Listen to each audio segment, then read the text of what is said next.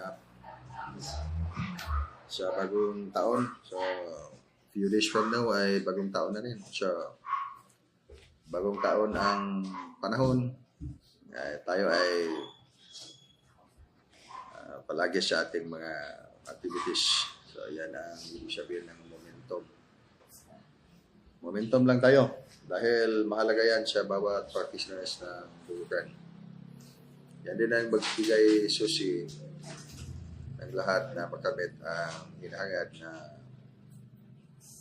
kaligtasan sa physical na katawan at sa kaluluwang katawan, pangkabuuan. Hindi lang natin na gawin na asahan natin na ang kaligtasan ay para lang sa physical na katawan. Dahil 7 dimensions man ang ating mga binanggit. At mahalagang information yan. Kailangan makamit ng pagkakasatuparan ng mga kaluluwa ng bawat naghahanap ng liwanag para sa kaligtasan. 7 dimensions of the soul. The physical body, at madali lang i-memorya kasi very common yan, body, mind, soul, and the spirit. Dagdagan lang natin ng liwanag mismo, ng light dimensions of the soul is very important for the energy body. At bawat kaluluwa, yung mga dimension ay may psychic centers. So, napakaraming mga channels ng energy sa physical na katawan at sa lahat ng mga dimensions ng mga katawan. Kaya, angkop lang ng bawat isa na magawa ng mga pagsusuri upang matutunan ang mas malalim na kahulugan ng kanyang mismong sarili. Lalo na sa panahon ngayon na ongoing ang planetary ascension. Itong ongoing planetary ascension, hindi nito kailangan ng ebidensya dahil ganap na makita sa ating mga mata kung ano ang pag-akyat ng ating mundo sa mas mataas na sukat. Yan ang ibig sabihin ng ascension. At hindi ito tumigil, patuloy itong lumalaki. Kaya awkward din, baligtad o malaking kabaligtaran na lumalaki ang liwanag ng mundo at lumiit ang liwanag ng tao. Dahilan niya na nababalot din ng maraming mga negatibong enerhiya ang kapaligiran dahil hindi man na balanse ang paglaki ng liwanag sa ating mundo, ngunit dumidilim ang malaming mga puso't isipan ng sangkatauhan dahil hindi man lumalago masyado ang malakas na spiritual. Kaya ang divine calling ng lahat ngayon ay upang tumulong sa paggamot ng buhay at kalikasan. So, dito lang sa ating sariling mga pangkalusugan, dahil iba't iba man ang ating mga paniniwala sa ating mga pangkalusugan, at maikumpara din natin na pag tayo ay nag-practice tayo ng holistic art of the Bukan, at mayroon tayong mga kaibigan na hindi sila nag-practice ng holistic art. And then magtanong sila ba na, paano ka, anong maintenance mo sa iyong physical na katawan? Anong maintenance mo? Parang medyo hindi ka man madaling magkasakit. Parang hindi lang medyo talagang hindi madaling magkasakit. Kaya ang sagot, yung maintenance natin ay exercise lang araw-araw, art of life. O pwede din sabihin natin na wala man tayong maintenance. Mayroon tayong tunay na gamot, hindi maintenance. Kasi ibig sabihin ng maintenance, it could be parang maintenance ng hypertension ba? Minimize lang. Hindi talaga totoong pagalingin ang iyong mga karamdaman. Kaya pag magtanong yung tao, ang sagot niyan ay, ang atin ay may gamot tayo, talagang may gamot. Anong gamot natin? So, art of life. So, yan yung pinakamabisang gamot. Kaya pag ngayon ay magbenta pa tayo ng mga capsule, liquid na gamot, at ang pangalan ng gamot na yan ay art of life, magawa pang capsule yan. Sobrang yaman na natin ngayon dahil mabinta yan sa merkado. Pag mabinta pa natin yan, magawa nating capsule dahil ang pinaka-ebidensya niyan, tayo mismong mga nag-practice ng art of life, ikumpara natin sa walang mga holistic art practice ay malayong malayo. Hindi natin makumpara talaga dahil ang mga taong sinasanay dahil lang dyan sa kanilang edukasyon ng holistic art, hindi man sila madaling masakit. Pag magkasakit din ay madali din gumaling, hindi din makarely ng mga material na mga gamot. Kaya dito pa lang malaki na ang advantage ng mga taong bukas ang kanilang kaalaman at karunungan kung paano pangalagaan ang physical na dimension ng kaluluwa.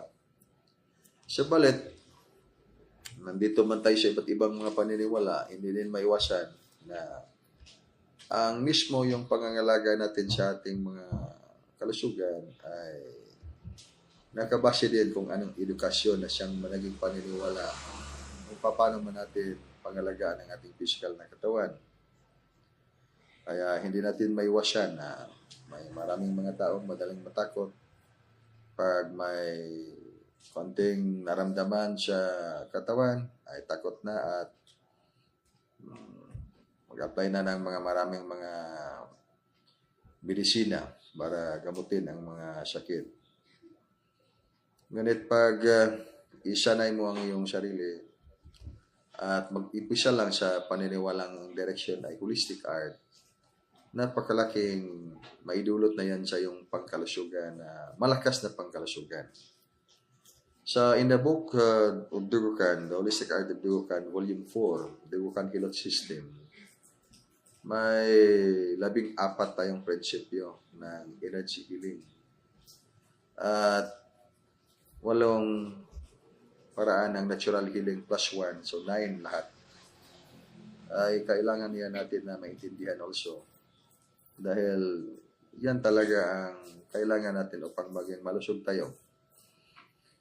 Lalo nang ditong darating na panahon, ang pangkalusugan ay hindi lang yan sa physical na dimension. Tingnan natin. Bisang mga gamot, halamang gamot, o hindi lang diyan nakatuon ang edukasyon ng pangkalusugan dahil ang pangkabuuan yan ay ating ipaliwanag kung anong cultivation na kailangan. So, sa pangkabuuan, kailangan tayo na dito tayo kailangan tahakin natin ang daan ng art of life. Hindi ang daan ng hindi sapat. Dahil ibig sabihin ng hindi sapat, maging mediocre tayo. Medyo tama, medyo mali. Yan ay ibig sabihin ng mediocre. Average pa. Average ang ating kaalaman. When it comes to paano natin pangalagaan ang ating magandang pangkalusugan. Dahil hinahangad ng bawat isa na magkaroon ng magandang kalusugan.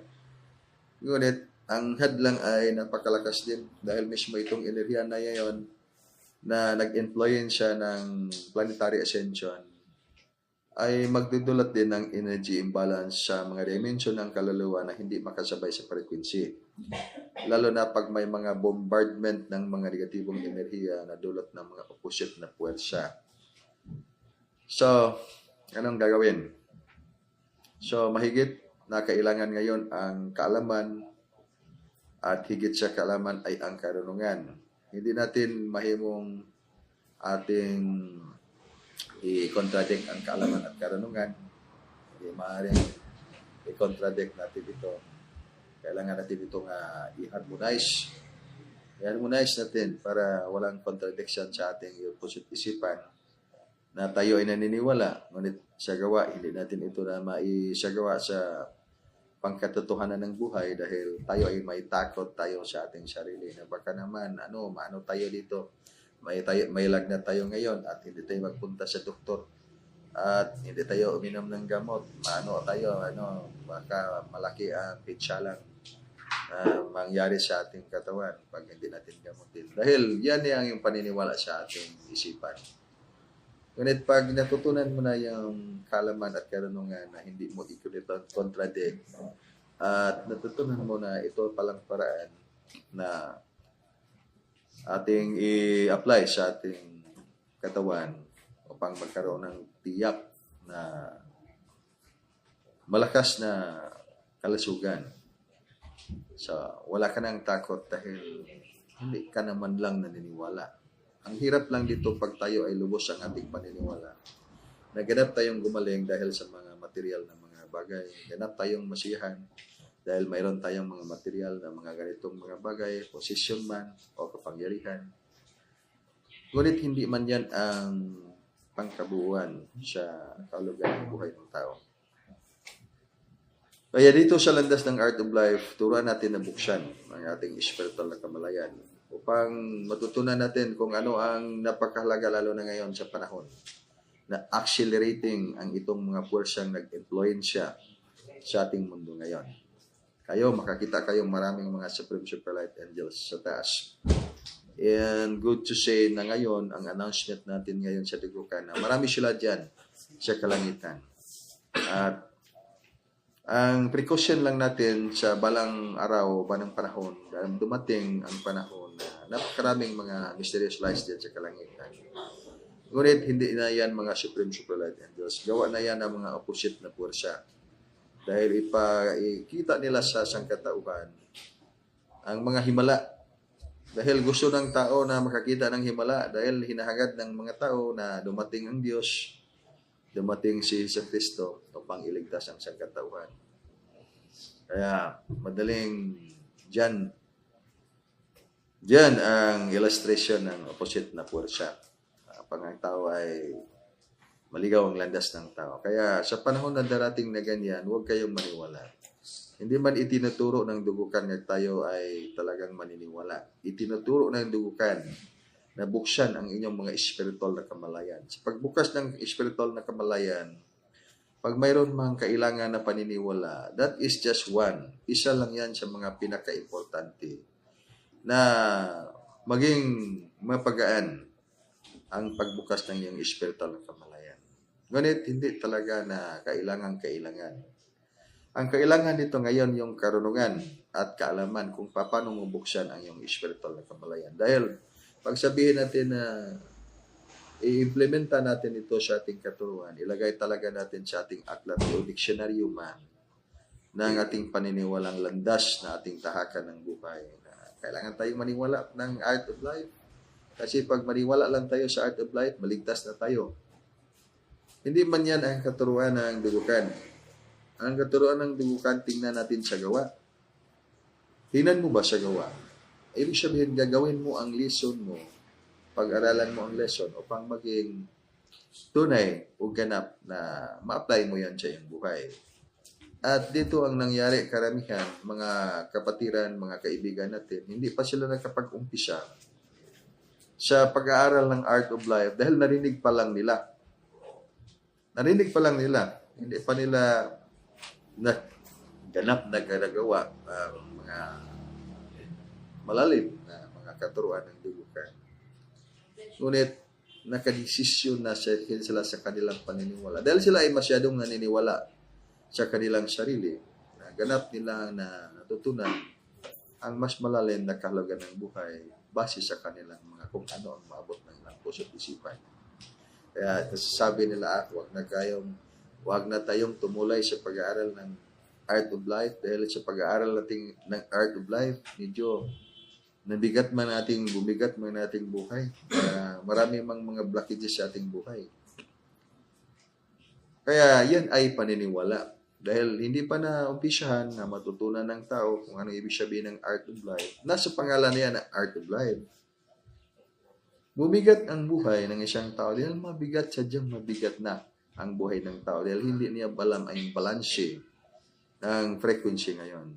Kaya napakaraming mga hadlang ng buhay. Maski man sabihin pa nila na hindi kami nag-aaral ng Art of Life o nag-aaral man ng Art of Life, walang kabuluhan niyang practice na yan dahil kami ay malusog man ang aming katawan ngayon at hindi man kami mga naghihirap.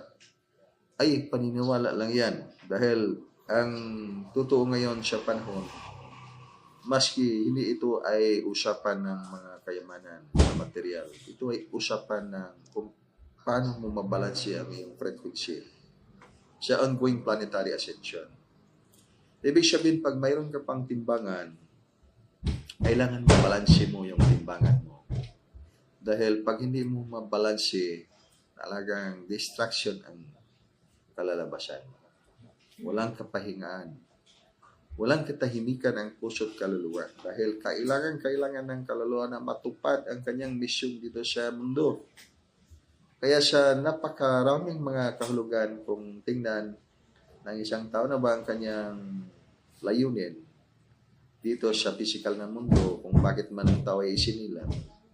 Kaya bigyan ng maraming kahulugan ng tao ang kanyang paglakbay sa physical na mundo. Sabihin ng tao na siya dito ay kasi kailangan siya na magserbisyo, magmisyon, at gumawa ng maraming mga bagay na mabuti, tumulong sa mga tao, tumulong sa kalikasan. Lahat ng yan ay nandyan sa ating mga paniniwala. At walang problema yan. Maganda lahat yan dahil binigyan mo natin ng kalugan. Ang ating buhay na dito tayo ngayon sa physical na mundo. Tanong natin ngayon kung ano ba talaga ang absolute na layunin, yung final na layunin ng bawat kaluluwa sa physical na mundo. So dito tayo ngayon sa ating katanungan kung ano ang hantungan ng buhay. Kagaya lang sa ating tanong kung ano ang isang tao ay nag-aaral ng karunungan ng Diyos. Ano bang hantungan ng karunungan ng Diyos? Ano bang hantungan ng kaalaman ng tao? At ano ang hantungan ng kaalaman ng Diyos? Ang hantungan na yan ay art of life or art of destruction. Sa dalawang pinaka-ultimate na hantungan ng kahulugang lahat ng itong ating maibigay sa ating buhay. Kaya ano ang hantungan ng tao dito sa physical na mundo? Ano ang ultimate niyang paksa o layunin na nandito man siya sa physical na mundo na ngayon?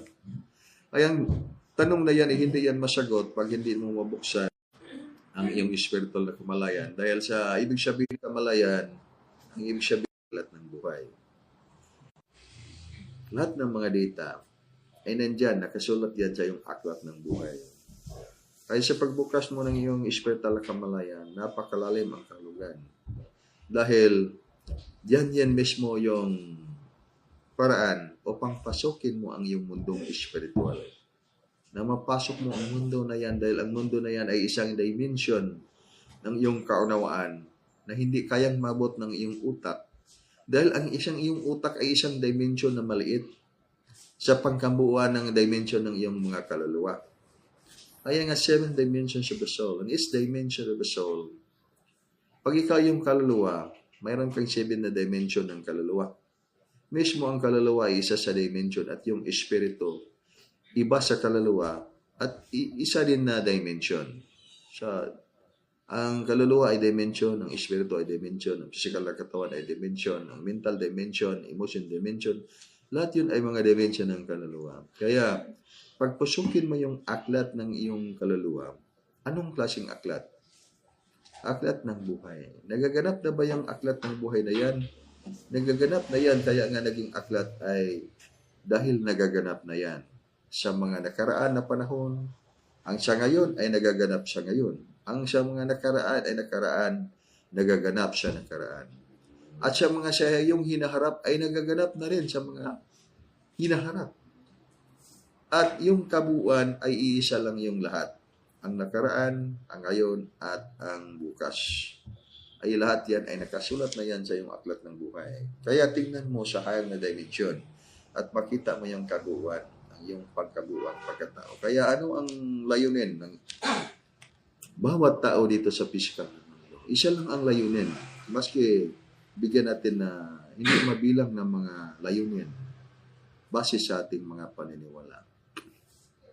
Kaya dito tayo sa hantungan ng buhay dito sa physical na mundo. Art of life or art of destruction. Ang hantungan nitong lahat. Pag dito ang isang tao magtagumpay siya sa kanyang misyon, dahil siya ay gumagawa, hindi lang siya naniniwala, sa ang hantungan niya ay makapasok siya sa mundo ng mga anghel. Sabihin na natin, makapasok siya sa mga mundo ng mga anghel. Dahil ito man ngayon ang nangyayari. Pati nga mga tao, ang panaginip ng tao ay maraming nanaginip na sila ay mga anghel. At totoo naman, anghel na wala pang pakpak. Bisaya pa, mga kuyabog pa ba? Kuyabog. Ayan, kuyabog, mga Piso pa sa manok pa, sisiw pa ba ng mga anghel? Dahil wala pang pakpak. Kaya pag mayroon na tayong lumipad, makaakyat, makapasok sa kanyang harian, kaharian ng Diyos sa langit.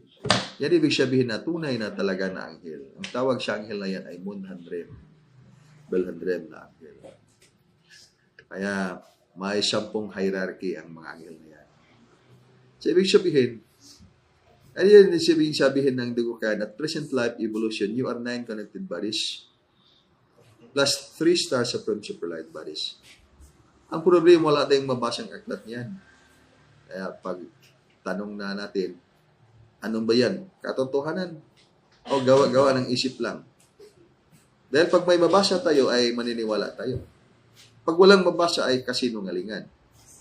Ayan ay ang ating paniniwala. Ngunit ang sabi ko ay hindi kailangan paniniwala. Kailangan mapakita natin ito sa gawa.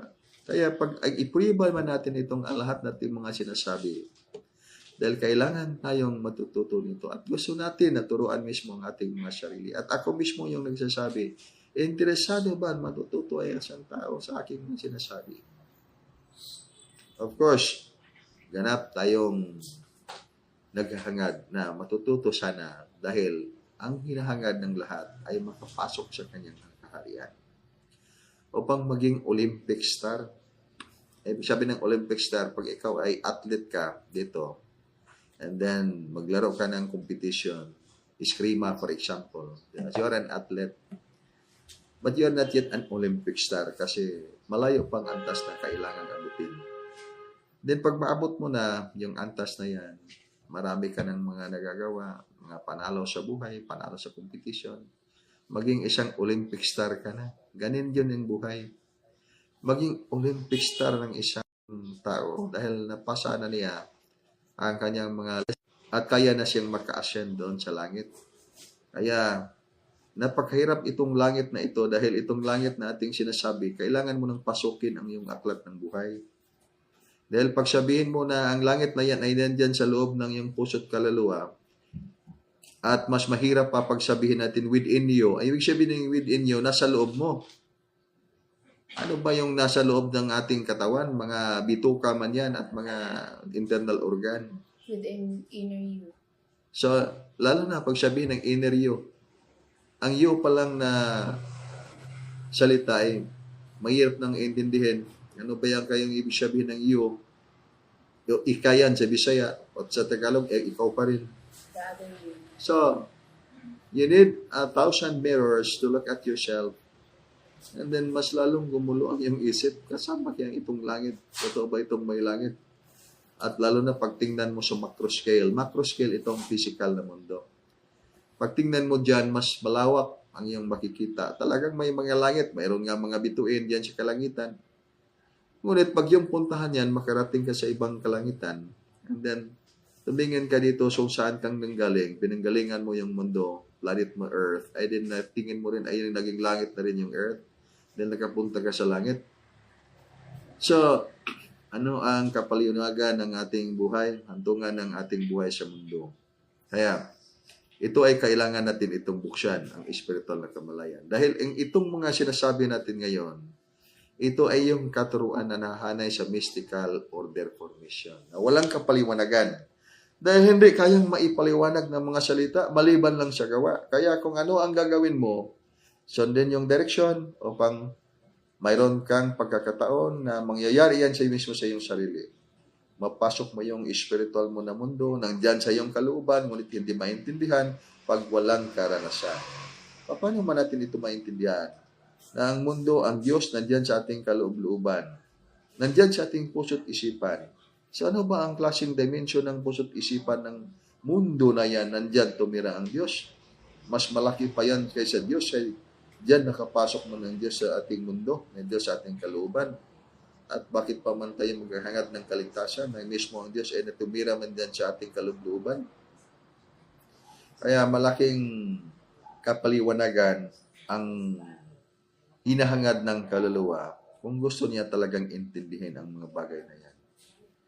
Ang ngunit, pag ito ay may karakter din ang isang tao, at very common itong karakter, pag hindi natin maintindihan, sabihin lang, bahala na. Itong bahala na ay ito ay ang takas ng bawat taong maguluhan at wala nang magawa dahil surrender na sila sa katotohanan na kanyan lang ang mga bagay na kanilang maintindihan. Sabihin na ay bahala na.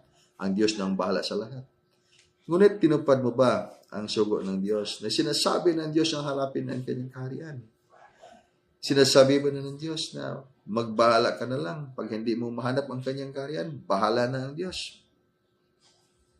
Dinagdagan ng Diyos, my son be wise, anak. Wise ka ba? Wise ka. Hindi ka magbahala-bahala lang dahil binigyan ka ng kapangyarihan ng Diyos na kailangan mo lang nabuksan yan upang ganap na mabuksan at maintindihan mo yan at kung ano ang mukha ng kaharian ng Diyos. Maintindihan ba natin niya ang tunay ng liwanag ng kaharian ng Diyos na yan? Pag hindi natin mabuksan ang ating spiritual na kamalayan, lalo na panahon ngayon. Hahangad man tayo, hinahangad man natin lahat ngayon na maligtas tayo. Dahil naniniwala tayo sa Diyos na ay ligtas tayo na ng Diyos. Kaya nga darating si Kristo kasama ang kanyang mga anghel sa kalangitan, gumagawa ng illustration, parang carnival ba nga mag-pista, mag-exhibition ng mga magikero. Kaya mga tao ay masayang-masaya dahil nandiyan siya sa Kristo, dumating na siya sa Kristo. Ngunit, anong magaganap sa mundo pag diyan totoo yan nangyayari na? Mangyayari na dumating si Jesus Kristo kasama ang kanyang mga anghel, mga pagkamakapangyarihang mga anghel. Iligtas ba niya ang mga tao? So malaking question mark yan. Kaya, ang tanong ngayon, handa na ba ang mga tao? Na dahil dumating talaga ang katapusan ng panahon na ang Diyos, kaya nga nandyan yung mga supreme superlight angels, ay para tulungan ang mga tao na makapaghanda sa kanilang mga sarili. Dahil may magaganap sa hinaharap na malaking magaganap. Kaya sa puwersa ng mga tao, pag yung mga tao makarelay lang sa kanilang mga sariling mga kapangyarihan. Ano bang kapangyarihan ng kaya ng tao? Laban sa mga malaking mga cosmic na puwersa. Sa ating terminology, dito man tayo sa ating mga pag-aaral sa mystical order formation ng dilukan, yung mga governing stars formations ng mga enerhiya. Ibig sabihin, mga Olympic stars na angkop na mga enerhiya lang yung makapagsabay ng frequency. Lahat ng mga taong hindi pa Olympic stars, mahirapan talagang makasabay sa frequency na yan. Dahil ang frequency na yan ay kailangan ng yung double body, multiple body formation. Kaya nga may backup na ibinigay. Itong lesson ng dugukan ngayon, dahil hindi pa naging Olympic star ang siyang katauhan. So, dagdagan mo na yung backup ng mga star formation, mga depensya, dahil ang mga cosmic forces na mga gaganap, ang bombardments ng mga enerhiya, dahil kailangan din ito ng ating planeta na upang mapacilitate, mapagaan ang kanyang pag-akyat sa higher na dimension. So, malakas na mga enerhiya. Ang tawag sa enerhiya na yan ay governing star formations ng mga energies. At yung angkop sa mga enerhiya na yan, itong maging mga Olympic stars. At yung mga tao na maging talagang tunay na bituin dahil lumalaki ang kanilang liwanag. Nabuksan nila ang kanilang mga spiritual na kamalayan. Ano ibig sabihin na nabuksan ang spiritual na kamalayan? Hindi lang nabuksan ang mga 7 energy centers sa physical na katawan dahil bawat dimension ng kaluluwa mayroon maraming mga energy centers. So, nabuksan. Sabihin lang natin, nabuksan na yung spiritual na kamalayan. Hindi ka lang naglakad dito sa mundo dahil ikaw ay may paniniwala. Ang naglakad ka dito sa mundo dahil alam mo yung direction mo. At yung direction mo yung art of life. Alam mo yung mission mo. At yung mission mo ay yung pag-usher, pag-lead ng mga tao pang makita din nila yung daan. At makaakyat sila sa kaharian ng Diyos. At yung saan yung kaharian ng Diyos, into the supreme governance of the infinite cosmic family of light. Hindi yan divine governance na yung hinahangad ng mga tao. Darating ang divine governance dito sa physical na mundo. At panahon na mayroong divine governance sa physical na mundo ay okay na yung mga tao kasi ang divine governance ay perfectong gobyerno ng Diyos. Totoo ba yan? At maganda ba yan? Okay, very practical lang tayo. Dito lang sa isang question, makita na natin yan kung maganda ba yan at mangyayari ba yan dito sa ganap na mangyayari ba ito yan dito sa lupa sa panahon ngayon. Pwede bang magkaroon, maganda bang isang perfectong governance of God sa mga taong hindi perfecto? Ngayon nga, may batas tayo, hindi pa masunod sa mga tao. Na yung batas, hindi pa yung binabatas ng Diyos. Sabi mismo ang Diyos sa langit yung gumawa. So how much more pag yung batas na mismo na tinatawag natin, perfecto na batas ng Diyos na i-implementar dito sa mga taong hindi perfecto. Pagkakaya ba na ng College of Mystery, mga lessons sa College of Mystery, then i-implementar sa mga taong hindi college ang level o antas, ano ang mangyayari? Kaya mayroon imbalance, hindi balance pa rin. Kaya instead na yung maging langit o paraiso ang hinahangad ng tao, ang mangyayari, dadagat-dagatang apoy. Sasabihin na naman yung tao na ang itong Panginoon, dahil sa galit ng Diyos ay nasunog ang buong mundo. Sinunog ng Diyos ang buong mundo dahil galit ang Diyos. God is a jealous God. Kaya nga, nagalit ang Diyos because God is a jealous God. Yan ay paniniwala dahil angkop lang yan sa makataong kaisipan dahil yan ang maabot ng kaisipan ng tao. Ngunit pag lumalalim na itong kaunawaang spiritual, alam mo na yung dahilan. Kaya sino bang hindi masusunog sa kalayong napakalakas na kapangyarihan ng Diyos dahil yan talaga yung kalikasan ng tunay na liwanag ng Diyos. Kaya yung araw ay masyadong mairit ng araw. Napakalayo pa yung araw ay parang masunog na yung tao sa araw. Mas mo't pag yung lumapit yung araw dito sa ating mundo. Pag mag-solar flare, takot nga yung lahat ng mga tao sa mundo. Pag mag-solar flare, baka masunog tayo. Makarating pa dito sa atin yung apoy sa ating napakalayong planeta sa araw. Mas mo't pag yung araw na yan ay lumalapit dito sa ating mundo. Di ba tayo masunog ng mga tao na naghahangad tayo na makasama ang Diyos na yan? Diyos na yan ay ang liwanag ng Diyos na yan na ating hinahangad na dumating ay mas maliwanag pa kaysa araw. Higit na maraming beses na maliwanag kaysa araw. Na ibig sabihin, maski araw mismo ay pwedeng masunog sa kanyang liwanag. So, paano mag-survive ang isang tao pag hindi alam ang katotohanan ng tunay ng Diyos at ang ating alam ng ang Diyos ay pag-ibig. Madali lang sabihin, ang Diyos ay pag-ibig. Ngayon, dumating ang Diyos. Ngayon ay may pagsubok ang mundo ngayon. Ano yung pagsubok ng mundo ngayon ay yung nakaraan that was illustrated during the time of pandemic. May total control na parang dry run ba ng total control sa mga tao. Kung pwede ba yan talaga, may kalayaan ba talaga yung tao? Kung yan yung mangyayari sa mundo. Elementary bias ba? Lahat ng mga tao nawalan ng kalayaan. At maging yung mga tao, yung talagang mga naabot ng mga dimalas ng buhay. Kasi namatay man sila sa elementary virus, hindi man natin yan makalimutan na yung mga illustration na yan, ay yung illustration yan ng actual scenario na hindi pala madaling maiwasan itong mga malaking mga kapangyarihan. Maski elementary virus, patay yung mga tao. Hindi namatay ang tao sa virus mismo. Kundi sa ibang virus, takot ang tao, masyadong takot. Patay ang tao sa takot. Sa mismo ang virus ay itong mga nakakatakot ng mga blinding ignorance. So napakalaga ngayon, as earlier as now, itong holistic art of dibukan, kailangan talaga ito ng sabihin na natin ng buong mundo. Dahil pag topic tayo ngayon ng natural healing, natural medicine, ang natural medicine ay gamutin lahat ng mga sakit. Tingnan yung root of the problem of the illness. Pero anong limit niyan?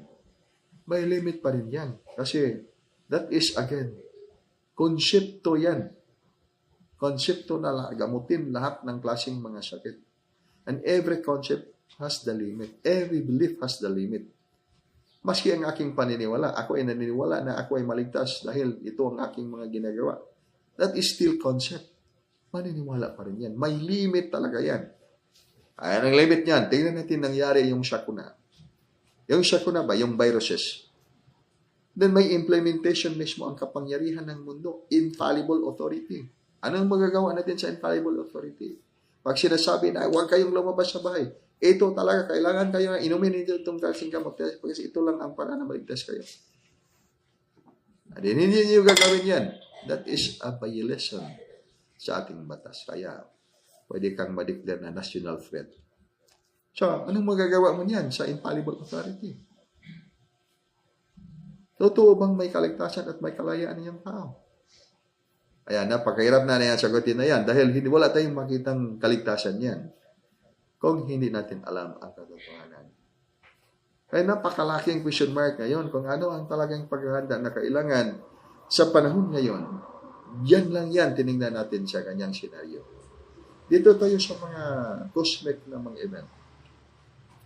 Maging sa mga lindol, tectonic man or anong klaseng mga dahilan. Volcanic, hindi volcanic, maging itong mga bombardment ng napakalakas na mga enerhiya na hindi madaling maipaliwanag ng siyensya. Ngunit nagaganap. So ano ang paghahandang kailangan ngayon? So, kailangan magpalalim tayo sa ating mga kaalaman. Dahil pag natural ng yung mga method ng ating healing or paggagamot, itong mga magically operated na mga illnesses, may maraming mga sakit-sakit na hindi natin makita yung root of origin sa natural na paraan. Ngunit, pwede nating maintindihan pag idagdag natin itong continuation ng karunungan. Itong karunungan ay ang continuation sa kaalaman. Dahil pag hindi natin makuha dito sa ating kaalaman, pwedeng dito natin makita yung sagot sa karunungan. Ang karunungan ay nagsasabi yung sakit, ang root of origin ay magically operated. Gawa ba ng mga kapangyarihang itim? So, paano yan gamutin ng natural medicine? Pag walang supernatural na gamot ang iyong i-apply sa iyong mga application. So, hindi kaya ng natural medicine pag walang supernatural na formation. So, kailangan din idagdag ang supernatural medicine. Kaya, sa ibig sabihin natin, tayo lang magawa nito dahil wala man tayong mabasa sa diksyonaryo na mayroong supernatural medicine. But in the non-formal education of Dugukan, we have all these methods na kailangan natin din na ma-share. Kaya, gagawa na lang tayo ng ating sariling paaralan. At yung paaralan natin, ang paaralan ay yung mismo ditong mundo, ang planeta ang ating paaralan. Dahil pag mag-study kayo, maghahanap kayo ng kaalaman regarding ano ba yung code of life. Anyway, may mga aklat na mga code of life. But when it comes to the code of life, the art of life, tayo lang ang gumagawa ng aklat ng art of life. Kaya sinasabi ko, magsimula dito sa ating bansa. Dahil pag magtanong ang mga tao, ano bang kaalaman at karunungan ninyo? Bakit man kayo naging magtuturo ng buhay? Sino ang nagbigay sa inyo ng authority? Saan ba kayo nag-aaral? So, masagot ninyo yan o hindi? Pag nag-aaral at naintindihan ninyo na kayo ay nag-aaral sa napakalaking paaralan, ang tawag ng paaralan na ay mundo mismo, na yung nagtuturo ay yung mismo ang Diyos sa langit. Kaya, masagot ninyo ang tanong na yan, na kayo ay magtuturo ng buhay dahil mayroon kayong karunungan. Mayroon kayong kaalaman. At ang inyong mga pagtuturo ay pagtuturo sa ganap na katuruan ng buhay. Dahil pag sabihin ninyo, nandiyon ang Diyos sa langit, magtanong pa ba kayo, ano bang relihiyon mo? Ano bang yung paniniwala mo? Hindi na kayo magtanong dahil itinuturo ninyo yung karunungan, hindi ang kaalaman. Pagtuturo niyo ng karunungan, okay, ito inyong gagawin. I-perform ninyo ang ARCOM, buksan na yung spiritual na kamalayan, and then connect to the Supreme Superlight Angels, and then sila na yan, nakikita ninyo. Idagdag na lang ninyo yan sa inyong mga kaalaman. Dahil ang kaalaman ninyo ay higit na yan na kailangan sa buhay. At yan ay naging dahilan din na naging mabuting tao tayo. Dahil sa ating mga kaalaman. Dahil sa ating mga paniniwala. Ito lang ang ating idinagdag. Dahil sa ating sinasabi, kaya ba natin na ma-resolve o malutas ang problema pag ang limitasyon ay naabot na sa hangganan? Kagaya ba ni sinasabi natin, ang ating sakit ngayon ay hubak. Hubak kay ano yan, yan ang mga problem sa baga. So, nakapos tayo sa hininga dahil nahubak tayo ngayon. And then sabi natin, hubak yan, ano yan, kasi may diagnose yan siya, ano, may hubak talaga yan, may asthma yan. Ngunit, wala nang gamot until this time. At nakalampas na ng 10 taon, nandyan pa rin yung hubak. Dahil hindi man natin tinignan yung pinaka-root of the problem. Aside from yung may rason na mga dahilan, tingnan natin ang energetic level. Pag tingin mo si energetic level ay mayroon man na influensya ng mga negative energies. So, tinanggal mo yung mga negative energies. Na-resolve ang problema ng negative energies. Hindi mo hinahangad na gumaling ka sa iyong hubak. But then, bigla na lang naging malakas ang iyong physical na katawan. At naging iskrimador ka pa. Nanalo ka pa sa tournament dahil nawala na iyong hubak. Ang dami nating mga kaibigan ganyan. Isang kaibigan, kasi siya ay nawala na siya ng puwersa sa kanyang katawan dahil mag-vomit siya ng dugo. Makagalaw lang siya ng konti, makapangusog ng konti, and then shock ka siya, vomit siya ng dugo kasi may malaking problema ang kanyang baga. And then, natakot na siya na mag-exercise. And then, nagkatagpo kami. Tinulungan ko siya at sinabi na, magpa-aral ka ng iskrima. At idami ko pa siya mga illustration. And then there was one time na mayroong nag-crack sa kanyang likod. Narinig talaga niya pagbuhat niya ng pagmalakas yung puwersa. And then after that, gumaan ang kanyang hininga. And then nawala ng kanyang sakit. Kaya naging martial artist siya. Dahil ang problema sa kanyang physical ay may influensya ng mga negative na enerhiya. That is one of the example. Ito ngayon ang malaking problema ng mga tao sa panahon ngayon ay energy imbalance. Na naging mayroong energy imbalance dahil hindi alam na mayroong blockage ng enerhiya. Ang blockage ng enerhiya ay itim na enerhiya. Naka-block sa kanyang daloy ng enerhiya sa mga energy tunnels ng kanyang katawan.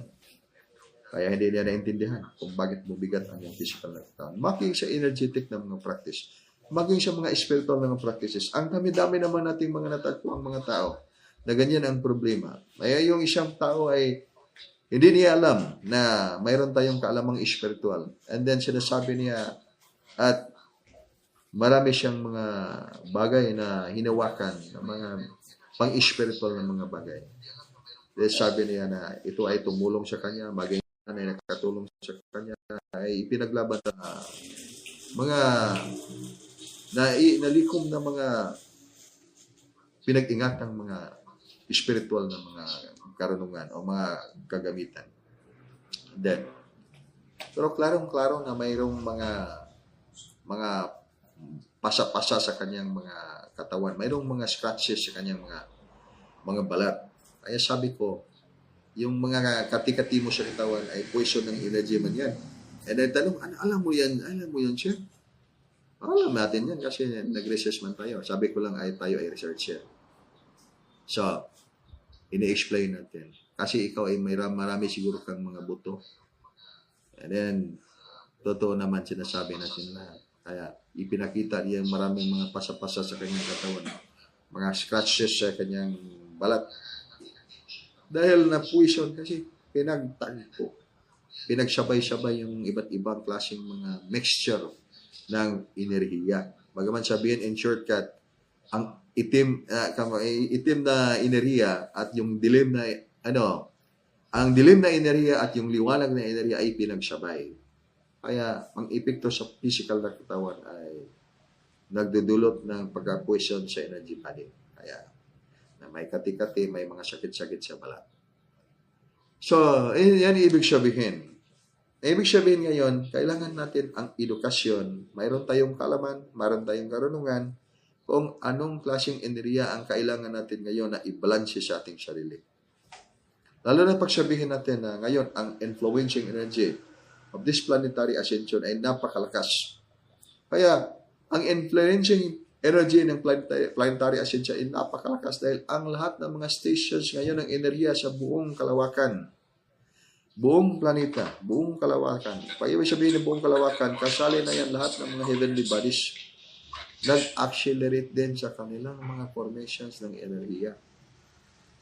Kaya yung cosmic ng mga influensya ng energy ay napakalakas. Ngunit ang ating cosmic connection, yung mga cosmic information nandyan sa yung DNA, ay hindi lumalabas.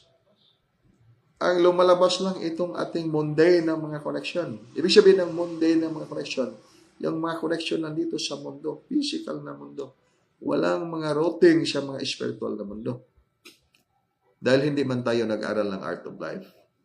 At magawa ba natin mabuksan yan? Pag hindi tayo mag-aral ng Art of Life. Ang sagot ay hindi. Malayong malayo sa katotohanan. Sa paniniwala ay magawa. Ngunit sa totoong gawa ay malayong malayo dahil kailangan ang Art of Life. Mismo ang Divine Master in the person of Jesus Christ ay sinasabi, hindi tayo makapunta sa kanyang Ama. The one comes to the Father. Pag hindi sa pamagitan sa kanya. Thus, because no one can really reach the supreme governance of the infinite cosmic family of light, if not through the Art of Life 172. Paano man natin mabuksan yung mga spiritual na kamalayan na yan? Unang-una, hindi natin alam kung saan ang station ng spiritual na kamalayan na yan. Alam natin kung saan ang ating utak, nandyan sa ating nervous system, nandyan sa ating ulo. Alam natin kung saan ang puso, nandyan sa ating heart system, heart center. At pati na rin lahat ng mga organ sa lawas. Alam natin yan. Basic anatomy, physiology, may function pa. Na ibig sabihin, no problem with that kasi mayroon na yan sa ating diksyonaryo, sa ating kaalaman. Ngunit ang ating binanggit ngayon ay itong karanungan na hindi talaga kayang mabuksan ni namang tao na hindi mag-practice ng Art of Life. Kaya darating ang panahon, nagtawag yung mga tao sa mga anghel ng Diyos. At yung may dumating maraming mga kababalagan, ngunit mga alien technologies, mag-crash landing pa. Ang Supreme Super Light and Diyos, mag-crash landing ba yan? No. No. Walang pagkakataon. Hindi talaga mag-crash landing. Dahil hindi man yan mga machine. Only machines yung mga mag-crash landing. Kaya yung transformation ng mga tao ay dalawang version. Sa panahon na darating, may mga mag-transform into higher version of physical. Ang tawag niyan ay Advanced Elemental Body Foundation. May mga tao din na mag-transform into cyborg. Ibig sabihin ng cyborg, medyo nanguna tayo ba? Magtanong na may ebidensya ka pa. Ngayon, wala tayong ebidensya. Sa darating na panahon, makikita natin ang mga ebidensya. Dahil, pwede yan mangyayari. So, ano ang iskapo ng tao ngayon sa katotohanan? Ito lang tanong. Ano ang iskapo ngayon ng tao sa katotohanan? May magawa ba tayo laban sa katotohanan? Wala. Dahil pag mag-iskapo tayo sa Art of Life, saan man tayo bumagsak? Doon tayo bumagsak sa Art of Destruction. Pag mag-iskapo tayo sa Art of Destruction, saan man tayo bumagsak?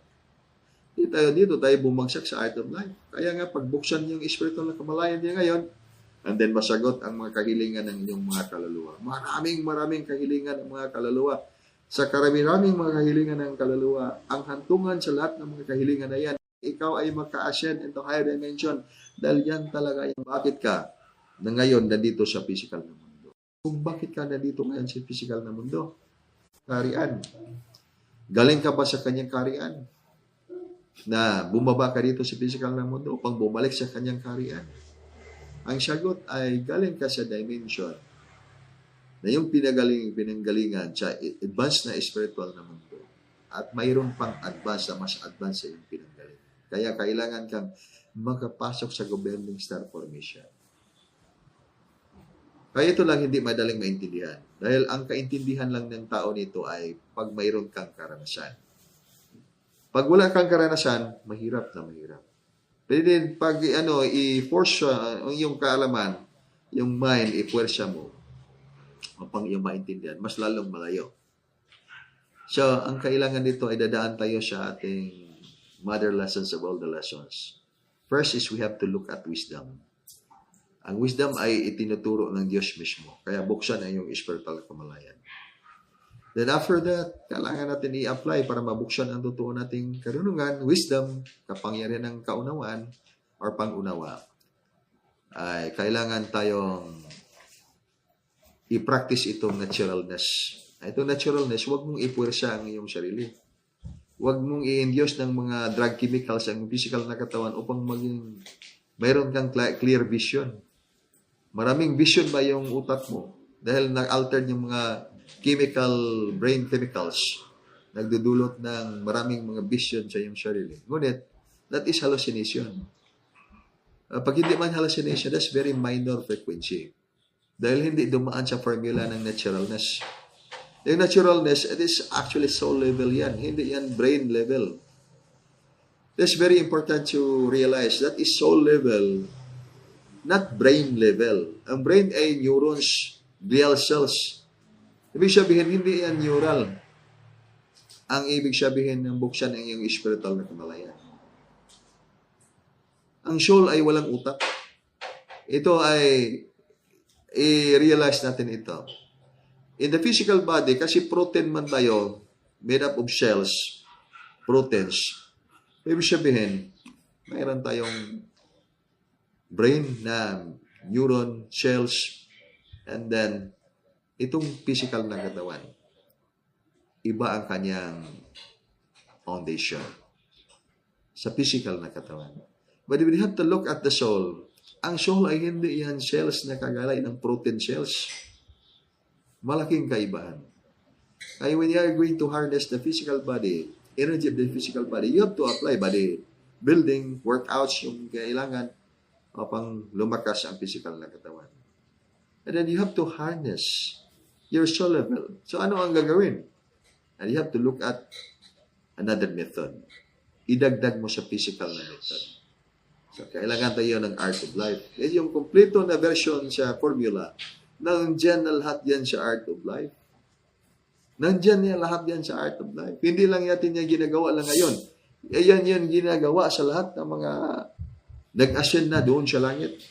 Yan ang mga mystical order ng mga katuruan na nawala. Kaya yan, mga katuruan ng mga ancient master of wisdom. Hindi ancient master of knowledge. Esoteric by character yan. Ibig sabihin, esoteric by character. Hindi yan natutunan ng mga nakakaraming mga tao except for the very few. Konti lang mga tao natutunan yan. So, maganda na lang ngayon na itong palapit na matapos itong panahon, papasok na tayo sa bagong panahon na mas malakas ang frequency prior to the final ascension of life in the higher dimension, ay inilabas na rin ngayon itong art of life.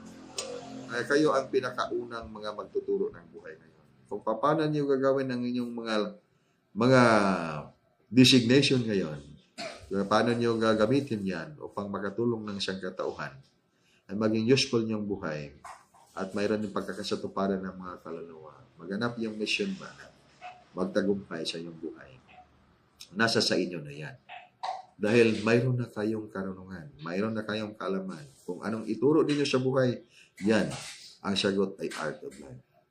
Kung anong ay hindi ituro ng buhay, of course, huwag kayong magturo ng blinding ignorance. Nakakabulag na kamangmangan. Sabi ng isang tao, maski magpamartir yung isang tao, sabi ng tao, confession ng isang tao mismo. Darating ang panahon na maski kuno magpamartir sila, hindi sila magpatatak ng 666 dahil naniniwala sila ng 666 pa na yung marka ng dragon. Dahil kahit papatayin, hindi sila magpamarka. Ngunit pag walang bigas, walang ayuda, hindi mabigyan, ay takot man ng mga taong hindi mabigyan ng ayuda, kaya nagpamarka sila, sabi nila. Pero sila yung nagsabi na yan ay marka ng 666. Hindi tayo nagsasabi na yan ay marka ng 666. Diyan na lang natin nasukat ang paniniwala ng tao at kumpara kung coincidence ba yan or coincides ba yan sa ganap na sukat ng kaalaman at karunungan sa panahon na may actual na mga pangyayari. So, huwag kayong lumayo sa liwanag ng Diyos sa langit. Dahil ang liwanag ng Diyos sa langit ay ganap na makikita sa inyong mga mata ngayon. taos puso man ninyong binuksan ang inyong mga puso at isipan na nandyan ngayon ang Diyos sa langit. At nandyan ang kanyang mga anghel upang iligtas kayo. Ito may isang version. Dahil dito rin nalito ang tao. Maraming mga tao. Pag sabi ng mga tao, anghel ba yung makikita ng mga liwanag? O mga vehicle ba yan? O sasakyan ng mga kagaya ng mga eroplano? O mga advanced technology? Hindi yan mga advanced technology. Hindi yan vehicle na tayong isipin natin parang eroplano. Dahil walang sakayan ng mga tao. Ang mga anghel ay hindi yan. May nagsakay ng mga anghel. Yan na napasok diyan sa liwanag na yan. Mismo yung katawan ng anghel yan. Kaya magtanong kayo yung isang Supreme Superlight Angel na makikita niyo sa kalangitan. Ilan ba ang sakay niyan? Walang sakay niyan. Iisa lang yan. Katawan mismo ng anghel yan.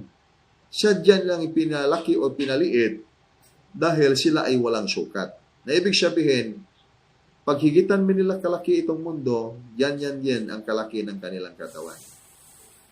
Pag lumiit man sila, maski yung mga kursadong mga microscope natin, ay hindi kayang makita sila, ay magagawa din nila yan. Dahil sila ay walang sukat. Kaya nga sila ay insoluble, unfathomable. But then for the sake of our frequency ng tao ba sa physical na mundo, na nangangailangan ng kaligtasan upang makakunik sa higher na frequency sa governing star formation, sadyang pinababa nila ang kanilang frequency. Kaya kailangan ang method ng art of life. At dito ang malaking pagkaligaw ng mga tao. Pag yung mga tao ay dumating na talaga yung panahon na napakaraming mga himala, ngunit, hindi yan totoong himala dahil gawa yan ng opposite formation o sa religious na term pa gawa yan ng Satan, gawa ng yawa. Kaya, yan yung mga fake or mini na mga kapangyarihan. So, paano tayo hindi maligaw? Only by this time, kailangan mo na, gagawin mo na yung arka mo sa kaligtasan by this time. Pag gagawin mo yan sa panahon na dumating na, talaga yung panahon na yan, wala ka ng pagkakataon na makagawa sa iyong tunay na liwanag na arka. Ark of Salvation. Wala nang pagkakataon.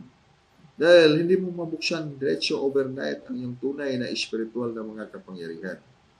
Nasa mga dimension ng iyong kaluluwa.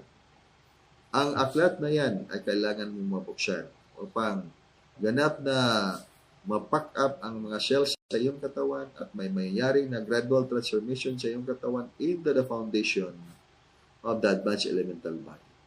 Not into the cyborg, but into the foundation of the advanced elemental body. So, yan lang yung kailangan natin maintindihan ngayon. And then, another thing in the side, gusto nating makita yung templo ng Oneness with All. Templo ng Sankor. Sankor man yan ang ating side. Na mapatayo ba natin yung templo ng Sankor? Sa pamagitan ng ating mga lakas. Lakas ng, hindi lakas ng physical na katawan, kundi lakas ng ating mga pagmamahal. We will see.